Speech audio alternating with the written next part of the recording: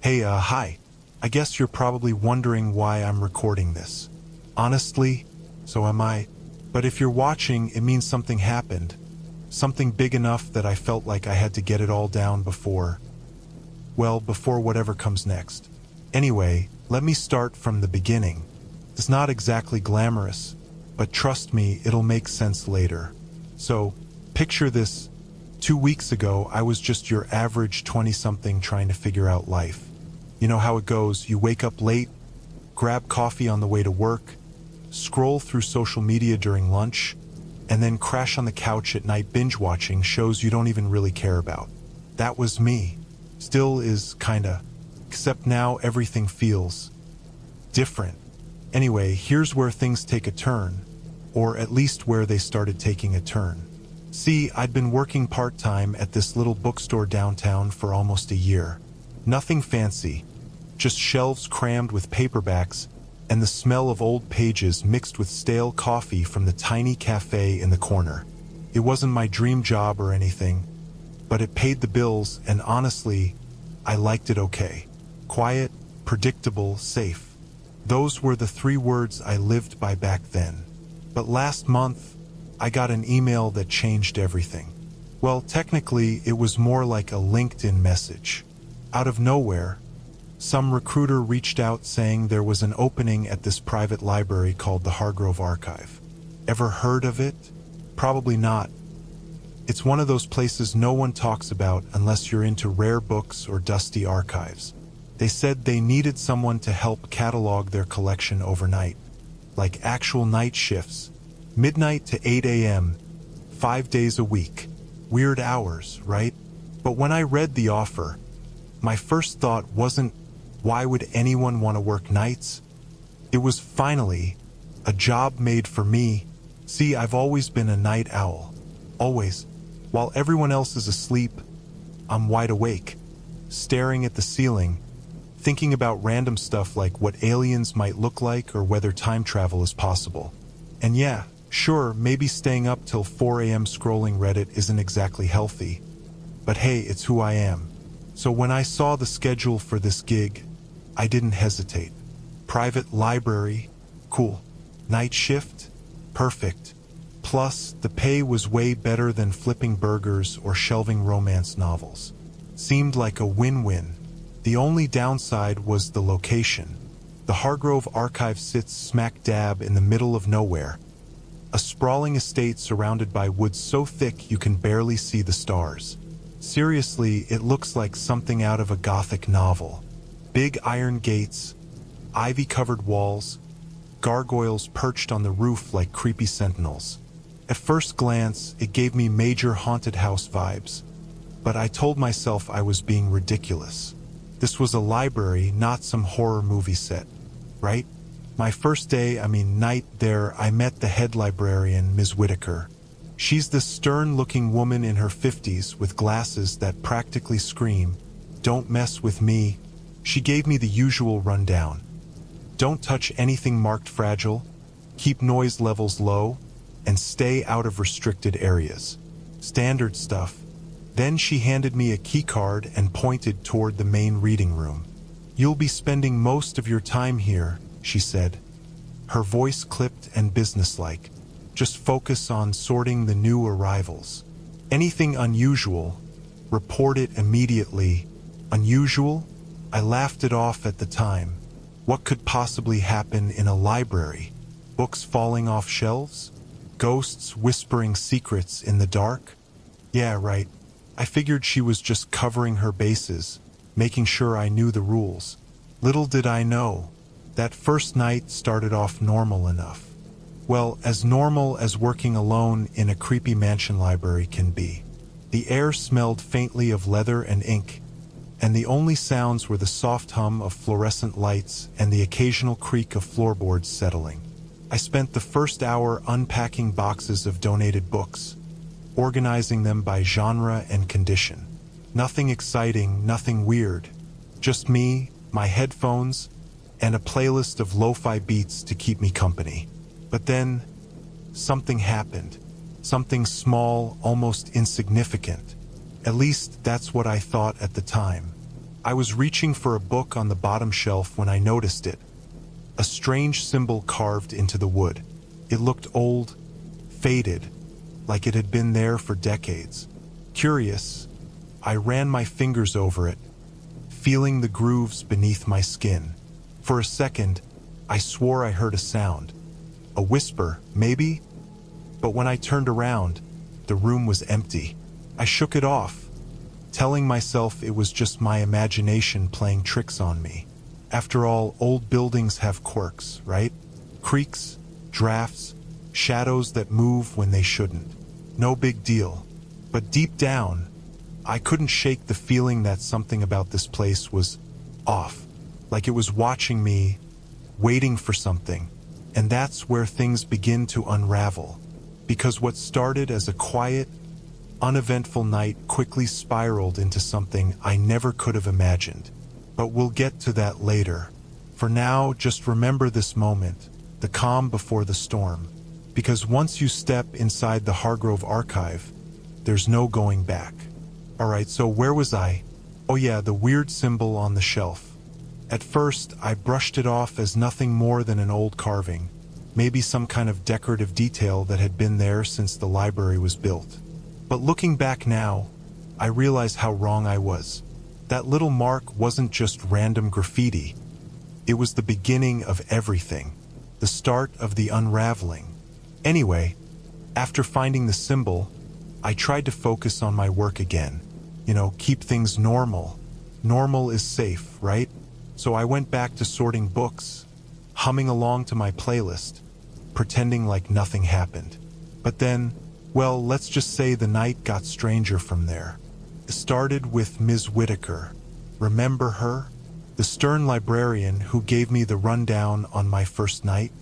Yeah, she's usually all business, no chit-chat, no small talk, just straight to the point instructions. But that second week, something about her changed. Subtly at first. Like, one night, I caught her muttering under her breath while she shelved books in the restricted section. Her voice was low, almost a whisper, and when I asked if she needed help, she snapped at me like I'd interrupted something important. "Stay out of here," she hissed, slamming a book shut before disappearing into the stacks. Weird, right? I didn't think much of it at the time. People have bad days, even librarians. But then it happened again, and not just with her. There was this other guy too, though I never learned his name. He worked maintenance, always showing up late at night to fix lights or check the heating system. Tall, lanky dude with greasy hair and these hollow eyes that made him look like he hadn't slept in weeks. Every time I passed him in the hallway, he avoided eye contact, mumbling something under his breath. Once, I swear I heard him say, "They're watching." I stopped mid-step, turning to ask what he meant, but he was already gone, vanishing around a corner like a ghost. Okay, fine, maybe those were just quirks. People are allowed to be odd, especially in places like this. But then the objects started acting weird. And trust me, when books start moving by themselves, you know something's not right. The first incident happened during my third shift. I was cataloging a stack of dusty hardcovers near the East Wing, a part of the library I rarely visited because it felt colder there, darker somehow. Anyway, I set a book down on the cart, turned around to grab another, and when I looked back, the book was gone. Not misplaced, not knocked over, it was just gone. I searched everywhere, retracing my steps, checking under the cart, even flipping through nearby shelves. Nothing. It was like it had vanished into thin air. At first, I convinced myself I must have put it somewhere else by accident. Human error, right? Happens all the time. But then it happened again, and again. Books would disappear only to reappear hours later in completely different sections of the library. One minute, they'd be sitting right in front of me. The next, poof, like magic. Except it wasn't magic. Magic doesn't leave you with a sinking feeling in your gut, like you're being toyed with. And the noises, oh man, the noises. They started small, easy to dismiss. A faint creak here, a soft rustle there. The kind of sounds you'd expect in an old building like this. But soon they grew louder, sharper. Footsteps echoing down empty hallways when no one else was around.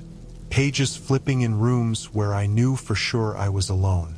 Even the hum of the fluorescent lights seemed off sometimes, flickering erratically like they were struggling to stay on.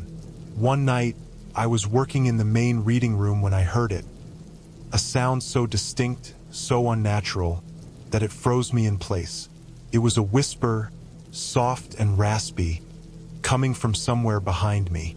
My heart pounded as I slowly turned around, half expecting to see someone standing there. But the room was empty, completely empty. Still, the whisper came again, closer this time, like it was right beside me. "Leave," it said, barely audible but unmistakable. I bolted upright, nearly knocking over my chair, and scanned the room frantically. Nothing. No one. Just silence. I told myself it was stress, lack of sleep, anything but what it really felt like, a warning. Because deep down, I knew something was wrong. This place, it wasn't just haunted. It was alive. Or at least something inside it was. Then there were the shadows. Now, shadows are normal, especially in a dimly lit library. But these weren't ordinary shadows. They moved when they shouldn't, stretching unnaturally long across the walls, twisting into shapes that couldn't possibly exist. Sometimes, out of the corner of my eye, I'd catch glimpses of figures standing in doorways or lurking between shelves. But whenever I turned to look directly at them, they'd vanish. Always just out of reach, always just beyond sight. By the end of my 4th week, I was starting to lose it. Every creak, every flicker of light, every misplaced book, it all felt deliberate, like the library itself was testing me, watching me, waiting for something. I started carrying a flashlight everywhere, even though the overhead lights were usually fine.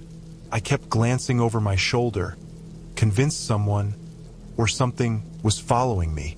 And worst of all, I couldn't stop thinking about that damn symbol on the shelf. What did it mean? Why had it felt so wrong? Ms. Whitaker noticed, of course. She always seemed to know when I was distracted. One night, she found me pacing near the restricted section, clutching my flashlight like it was a weapon. "You shouldn't linger here," she said sharply, her eyes narrowing. "Some things are better left undisturbed." "Like what?" I shot back, my voice trembling despite my best efforts to sound brave. "What exactly am I disturbing?" She didn't answer. Instead, she gave me this look, half pity, half warning, and walked away without another word. That's when I realized, whatever was going on in the Hargrove archive, she knew about it. Maybe she'd known all along, but knowing doesn't make it any less terrifying. In fact, it makes it worse, because if someone like Ms. Whitaker, who seems so unshakable, is scared, then what chance do I have? All right, buckle up, because if you thought things were weird before, well, let's just say it gets a whole lot worse from here. And trust me, I wish I could tell you this is where I finally figured everything out and fixed it. But nope, this is where the library stopped playing games and started showing its teeth. By now, I'd been working at the Hargrove archive for nearly 6 weeks. 6 long, sleepless nights of cataloging books that didn't stay put, hearing whispers that came from nowhere, and seeing shadows that moved like they had minds of their own. At first, I tried to rationalize it all: fatigue, stress, and overactive imagination. But after what happened next, there was no denying it anymore. Something in that place wasn't just strange. It was dangerous. It started with the cold spots. You ever walk into a room and feel like someone turned the thermostat down 20 degrees? That's how it felt. One second, the air would be normal, and the next, it'd hit you like ice water splashed across your skin. Except these weren't random drafts or broken vents. They followed me. Every time I entered a new section of the library, I'd feel it creeping up my spine. A chill so sharp it made my teeth ache. And it wasn't just physical. Felt wrong. Like the cold wasn't natural. Like it came from somewhere else entirely. The worst part? It always happened near the restricted section. That part of the library had become my personal Bermuda Triangle. A place where logic broke down and reality seemed to bend. Ms. Whitaker had warned me to stay away, but curiosity got the better of me. How could it not? The more she told me to avoid it, the more I wanted to know what was inside. So one night, when she disappeared into her office and the maintenance guy was nowhere to be seen, I decided to take a closer look. I slipped past the heavy oak doors, heart pounding like a drum.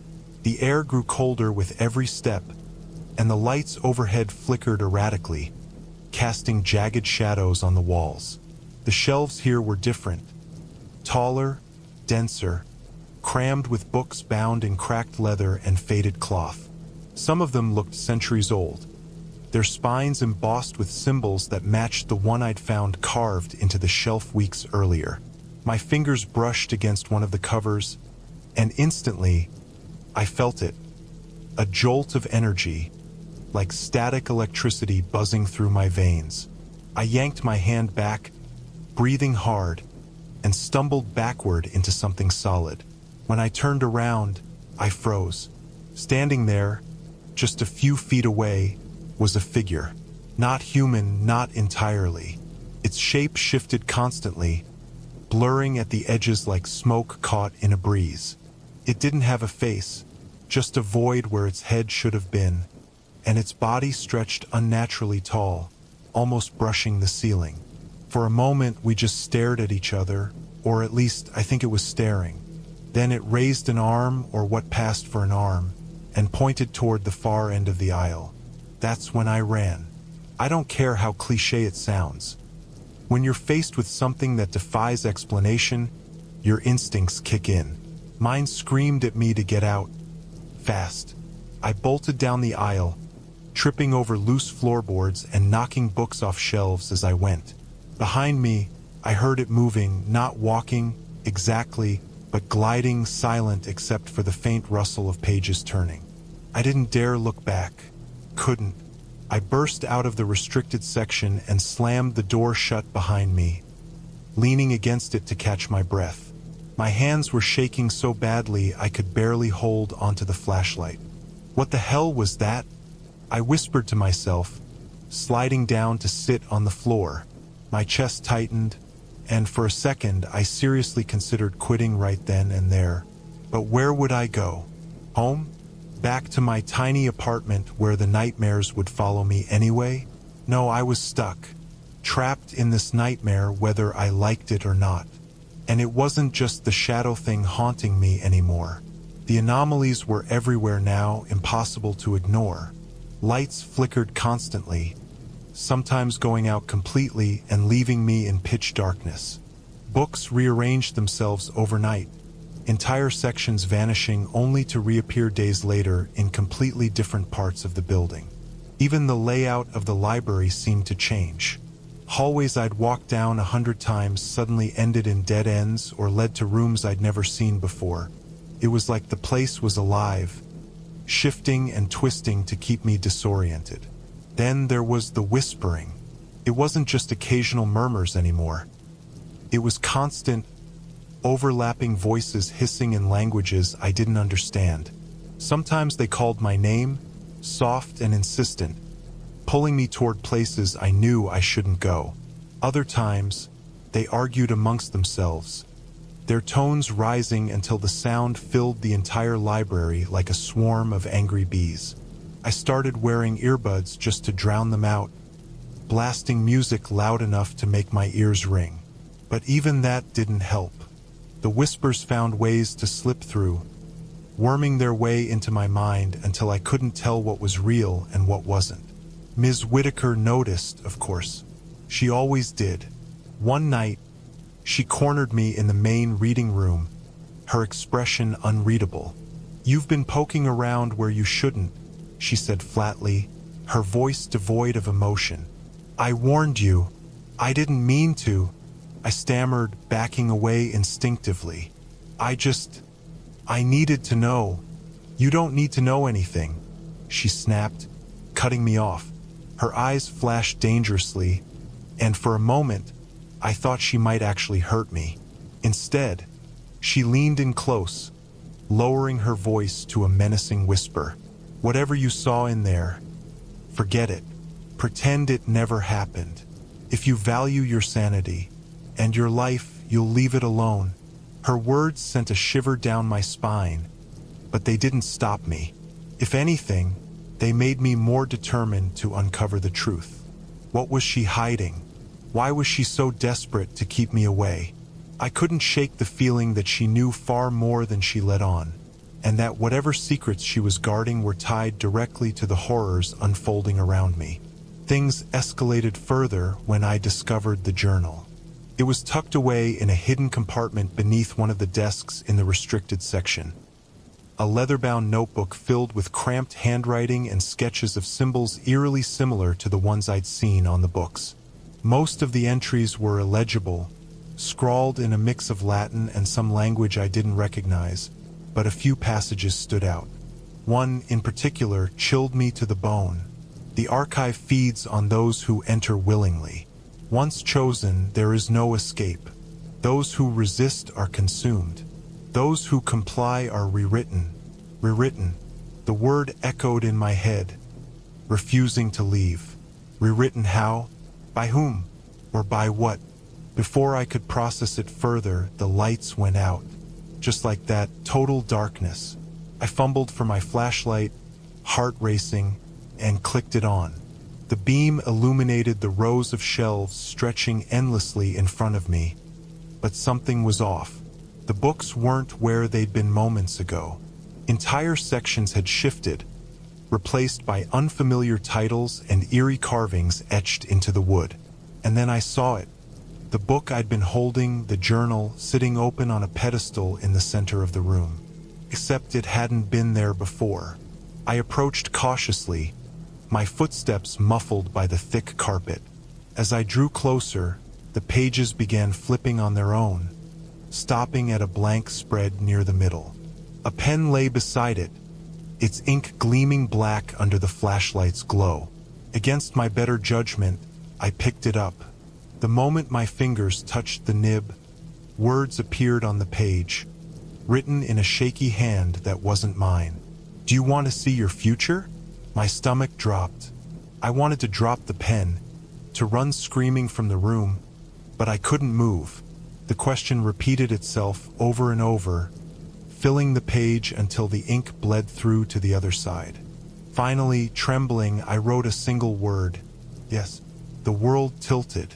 The library dissolved around me, replaced by flashes of images too vivid to be dreams. I saw myself standing in the same spot, older, gaunter, clutching the same journal. I saw Ms. Whitaker collapsing to her knees, sobbing uncontrollably as the shadow thing loomed over her.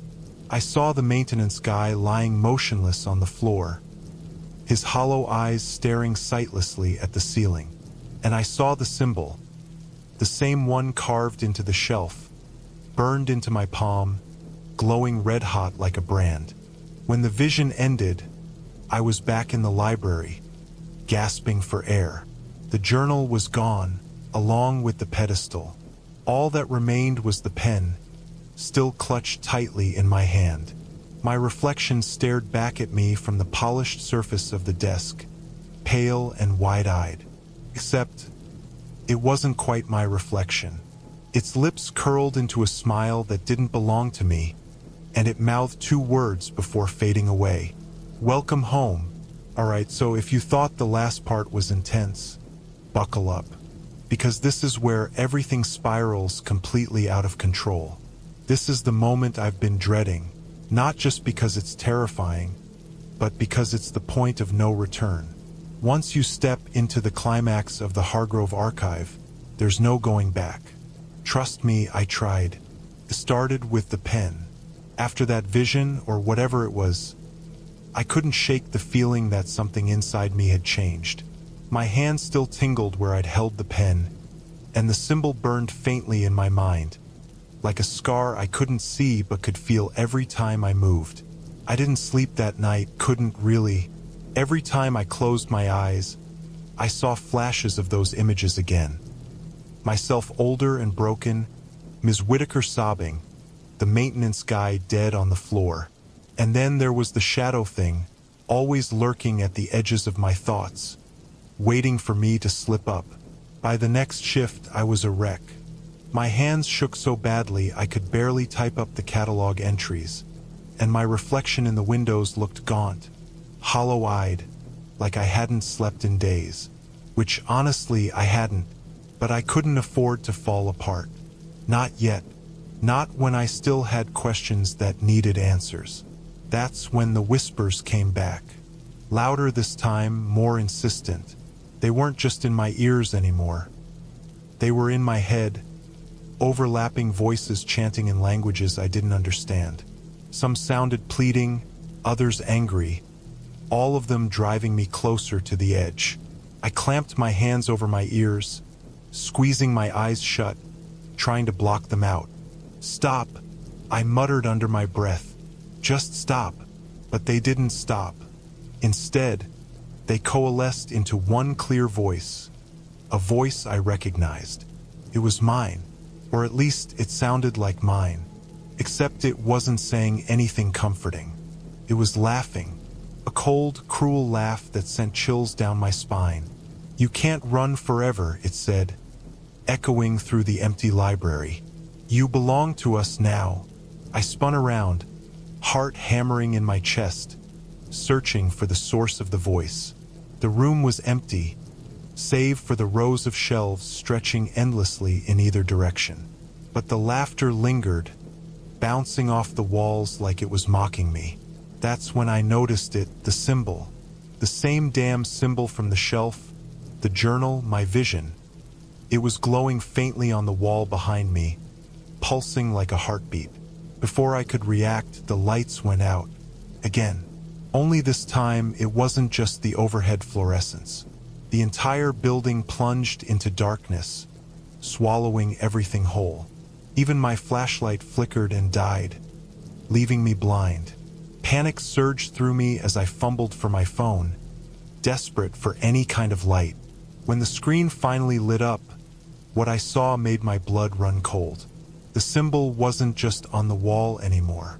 It was everywhere, carved into the shelves, etched into the floorboards, even branded onto the spines of the books. And worse, the shadows, they were moving. Not subtly, not like before. These were full-bodied shapes, writhing and twisting like living smoke, converging toward me from all sides. I backed away, tripping over loose books and knocking over chairs in my haste. My breath came in ragged gasps, each exhale forming clouds in the suddenly freezing air. "This isn't real," I whispered to myself, clutching my phone like a lifeline. "This isn't happening," but it was. Oh God, it was. Then I heard it, the sound of footsteps, heavy, deliberate, coming from somewhere deep within the library. At first, I thought it might be Ms. Whitaker or the maintenance guy, maybe even another staff member who'd stayed late. But as the footsteps grew louder, faster, I realized they weren't human. They echoed unnaturally, reverberating through the halls like thunder, shaking the very foundation of the building. And they weren't stopping. They were coming straight for me. I ran, down aisle after aisle, past shelves that seemed to stretch on forever, dodging shadows that lunged at me like predators stalking their prey. The footsteps followed relentlessly, growing louder with every second. My lungs burned, my legs screamed in protest, but I didn't dare slow down. If I stopped, I knew what would happen. Whatever was chasing me wouldn't just kill me. It would consume me, rewrite me, turn me into something unrecognizable. Finally, I reached the restricted section. The heavy oak doors stood wide open, beckoning me inside like a trap I couldn't resist. For a split second, I hesitated. Going in felt like signing my own death warrant. But staying out here, in the dark with the footsteps closing in. That was suicide too. So I dove inside, slamming the door shut behind me and leaning against it to catch my breath. For a moment there was silence. Blessed, deafening silence. I sank to the floor, clutching my knees to my chest, trying to steady my breathing. Maybe I'd lost it. Maybe I'd imagined the whole thing. But then I heard it. A low, guttural growl emanating from somewhere deep within the room. Slowly, I raised my phone, its weak beam cutting through the darkness. What I saw made my stomach drop. The figure, the shadow thing, was standing at the far end of the aisle, taller than ever, its form shifting and writhing like liquid smoke. Its void-like face turned toward me, and though it had no eyes, I could feel it staring right through me. Then it spoke, its voice a cacophony of whispers layered over one another. "You shouldn't have come here." I scrambled backward, crawling across the floor as fast as I could. The thing advanced slowly, deliberately, each step sending tremors through the ground beneath me. Behind me, the door rattled violently, as if something or someone was trying to get in. I glanced over my shoulder long enough to see Ms. Whitaker pounding on the other side, her face pale and frantic. "Open the door," she shouted, her voice cracking with desperation. "You need to let me in." Part of me wanted to obey, to trust her. But another part, the smarter part, knew better. She'd warned me about this place, told me to stay away. And now here she was, begging to be let in while the shadow thing loomed closer and closer. Was she trying to save me, or was she trying to save herself? Before I could decide, the shadow struck. With impossible speed, it lunged forward, its form expanding to fill the entire aisle. I threw myself sideways, narrowly avoiding its grasp as it slammed into the shelves, sending books crashing to the floor. The impact knocked me off balance, and I landed hard on my side, pain shooting through my ribs. Through the chaos, I heard Ms. Whitaker scream, followed by the sickening crunch of wood splintering as the door gave way. She stumbled into the room, wild-eyed and disheveled, clutching a dagger I hadn't noticed before. Without hesitation, she charged at the shadow, slashing wildly with the blade. Sparks flew where the metal connected with its form, and for a brief moment, it recoiled, retreating into the darkness. But it recovered quickly, lashing out with tendrils of smoke that wrapped around her arms and legs, dragging her toward it. "No!" I shouted, scrambling to my feet. I grabbed the nearest object, a heavy encyclopedia, and hurled it at the shadow, hoping to distract it. It worked, sort of. The thing turned its attention back to me, giving Ms. Whitaker just enough time to break free.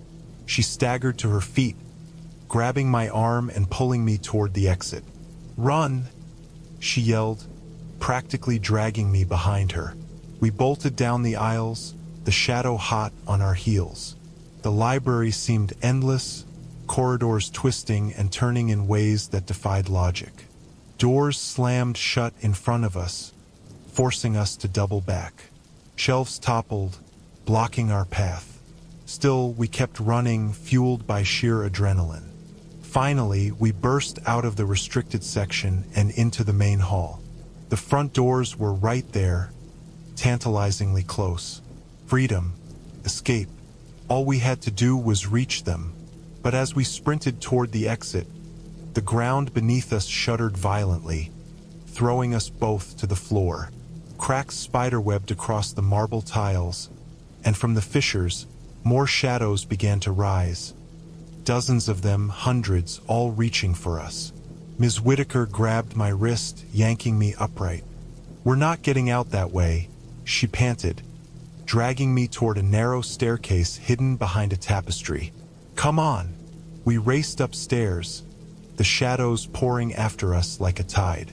The staircase led to a small attic room filled with dusty crates and forgotten relics. In the center of the room sat an ancient desk, its surface covered in papers and inkwells. On top of it lay a single book, an exact replica of the journal I'd found earlier. "This is it," Ms. Whitaker said, her voice trembling. "This is why you're here. What are you talking about?" I demanded, panic rising in my throat. She didn't answer. Instead, she shoved the dagger into my hands and pointed at the book. "Burn it. Destroy it. Do whatever it takes. If you don't, none of us are leaving." I stared at her, incredulous. "You expect me to just do it?" she screamed, tears streaming down her face. "Please." Behind us, the shadows surged upward, filling the doorway. There was no time to argue, no time to think. I grabbed the book, flipped it open, and stabbed the dagger into its pages. Flames erupted instantly, consuming the book, and the desk, and the room in seconds. Heat seared my skin as I stumbled backward, shielding my face from the inferno. And then, just as suddenly as it had begun, the fire vanished. The shadows dissolved, the library fell silent, and the oppressive weight pressing down on me lifted. For the first time in weeks, I could breathe. But as I turned to look at Ms. Whitaker, I realized something was wrong. Her body was fading, dissolving into mist like the shadows had. She gave me one last, sorrowful smile before disappearing completely. The library was quiet now, too quiet, and as I stood there, alone amidst the ruins, I couldn't shake the feeling that whatever I'd unleashed wasn't truly gone. The fire was gone, just like that, vanished into thin air, leaving no trace of the inferno that had consumed the attic. The library stood eerily silent around me, its once oppressive atmosphere replaced by an unsettling calm. For a moment, I just stood there, staring at the empty space where Ms. Whitaker had been moments before. Her final smile lingered in my mind, haunting me more than any shadow ever could. What had she sacrificed? And why? I didn't have answers. All I knew was that I needed to get out. Now, my legs felt like jelly as I stumbled down the stairs, each step creaking under my weight. The main hall looked different somehow, brighter, emptier, almost peaceful. The shelves were intact, the books neatly arranged as if nothing had happened. Even the symbol etched into the walls seemed fainter, faded like an old scar. But I wasn't fooled. This place, it wasn't done with me yet. When I reached the front doors, they opened without resistance, spilling cool night air into the building. I hesitated for a second, half expecting something to stop me. A hand grabbing my shoulder, a voice whispering my name, but nothing came. The world outside felt impossibly quiet. The woods surrounding the estate bathed in moonlight.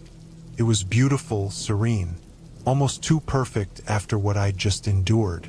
I ran, not toward the gate or the road, but straight into the trees, putting as much distance between myself and the Hargrove archive as possible. My chest burned, my legs screamed in protest, but I didn't stop until I collapsed onto the damp forest floor, gasping for breath. When I finally looked back, the mansion was gone, vanished. In its place stood only darkness, thick and impenetrable, like the earth itself had swallowed it whole. Was it real? Had it ever been real? I couldn't tell anymore. Everything about that place defied logic. Shifting hallways, sentient shadows, books that moved on their own.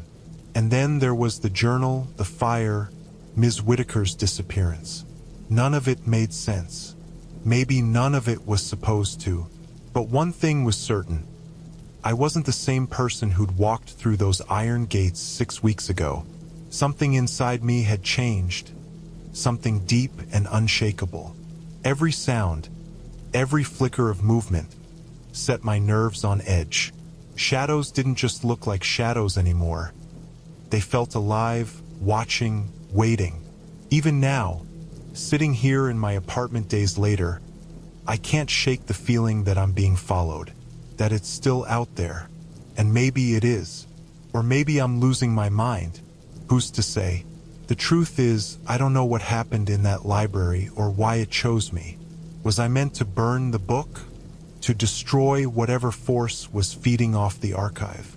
Or did I just make things worse? Ms. Whitaker's warning echoes in my head constantly. Some things are better left undisturbed. Did she mean the book? The symbols? The shadow thing? Or was she talking about something else entirely? Something I haven't even begun to understand? What scares me most isn't the memories. It's the questions. Questions without answers. Like why I still dream about the symbol glowing red-hot against my palm. Why I wake up in the middle of the night convinced I hear whispers coming from the corners of my room. Why, when I pass a bookstore or catch the scent of old pages, I feel this inexplicable pull, a longing I can't explain. Maybe I'll go back someday. Not because I want to, but because I think it might be inevitable. That place, it doesn't let you go easily. Once you're chosen, marked, rewritten, you're never truly free. Or maybe I'm wrong. Maybe it's all in my head. Some twisted coping mechanism for trauma I can't process. Either way, I'll never forget the last thing Ms. Whitaker said to me before she disappeared. You belong to us now. It's funny, I thought burning the book would end it. Free me. But now, whenever I close my eyes, I see her face, hear her voice. And I wonder, did I escape the Hargrove archive? Or did it escape me?